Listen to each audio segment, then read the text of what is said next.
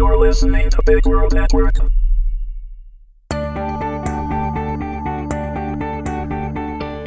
Accidental Passion, Episode 5, Mayday Part 1, read by Meagan Hedin.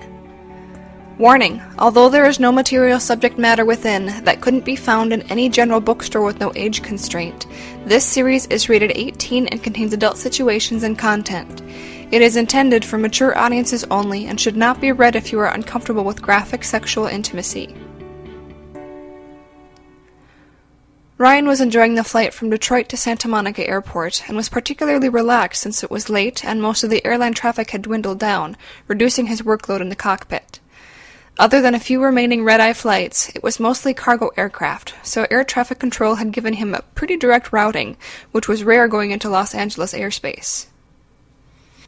He was especially grateful that Angela had remained back in the cabin working, and was now sleeping, as evidenced by the snoring he could hear even over the sound of the engines.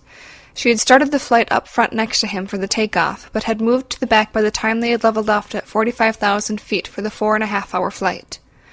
Now, just 30 minutes out from Los Angeles, he could already see the LA basin lit up in the night sky with the shoreline clearly defined by the hard edge where the lights ended and the Pacific Ocean began.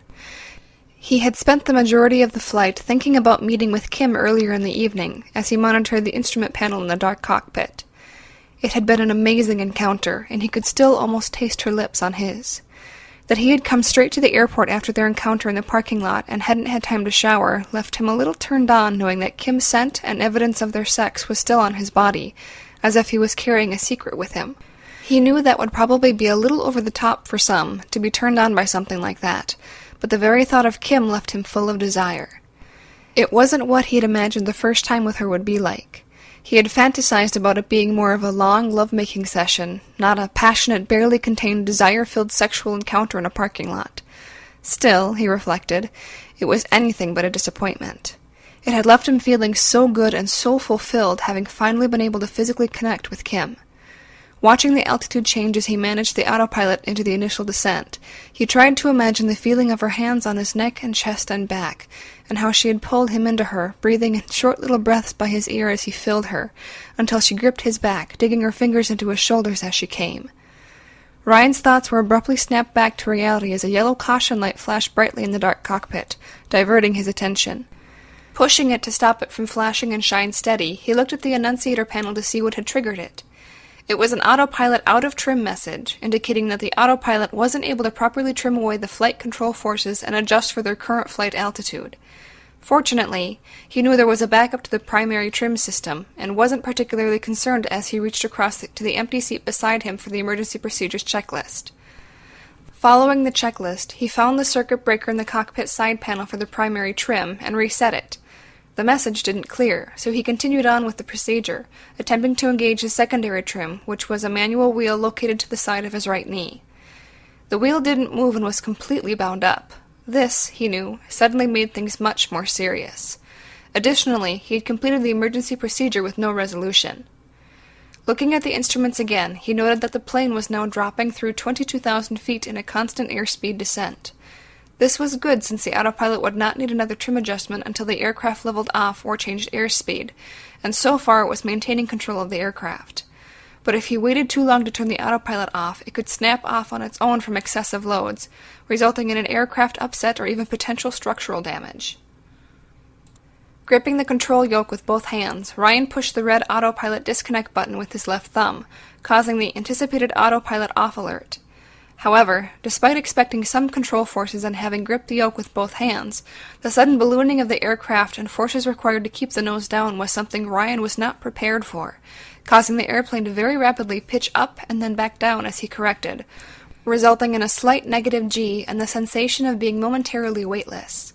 He had always described negative Gs to non-pilots as that feeling you get going over the crest of a hill in a car and simultaneously lifting off the accelerator, making you lose your stomach.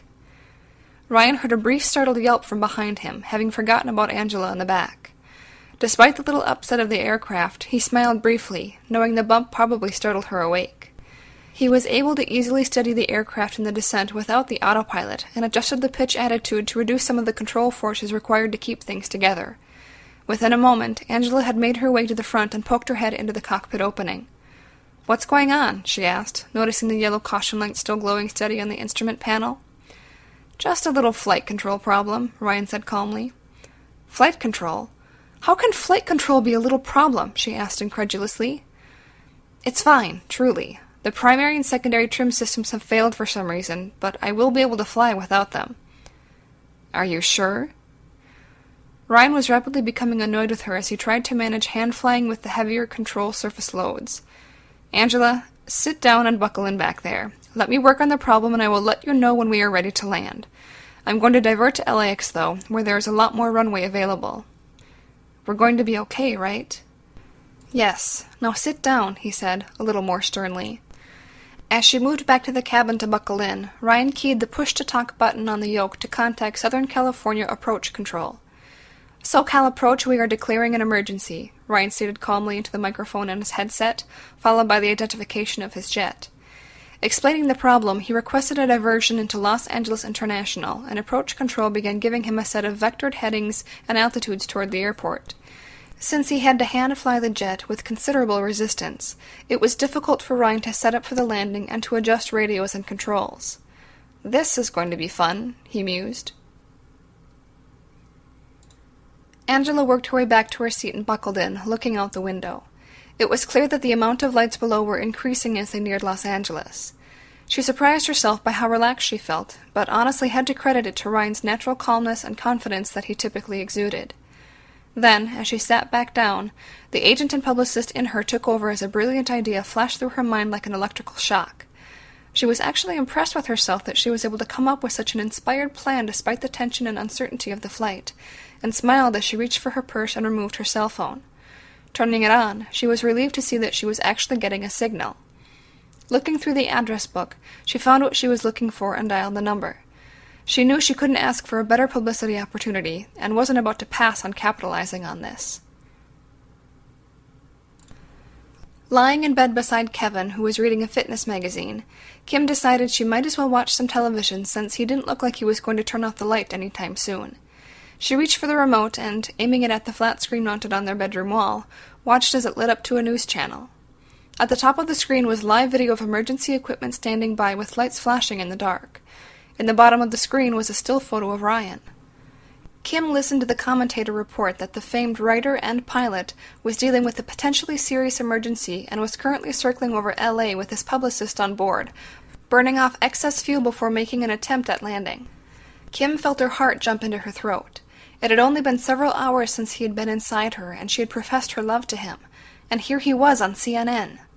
Kevin glanced up and said, "That's the writer who was getting a BJ from some crazy woman at an interview or something." He laughed, elbowing Kim to make sure she was listening, and then looked back down, returning to his magazine and muttering, "What a putz." The commentator almost simultaneously brought up the recent media attention the author had generated from the released photo. Kim wanted to scream out, but instead all she could do was silently watch and not show any reaction. Saying a silent prayer for Ryan's safety, she wrapped her hands tightly in the sheets in a nervous attempt to hide her anxiety.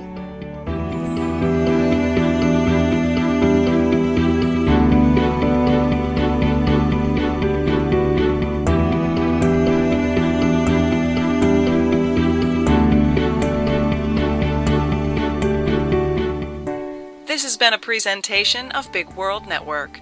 Visit us on bigworldnetwork.com for more free weekly series, or follow us on Facebook and Twitter.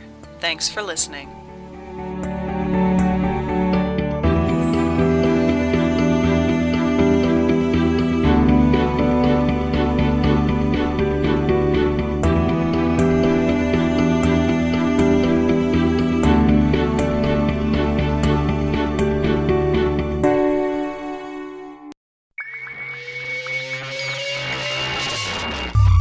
You're listening to Big World Network.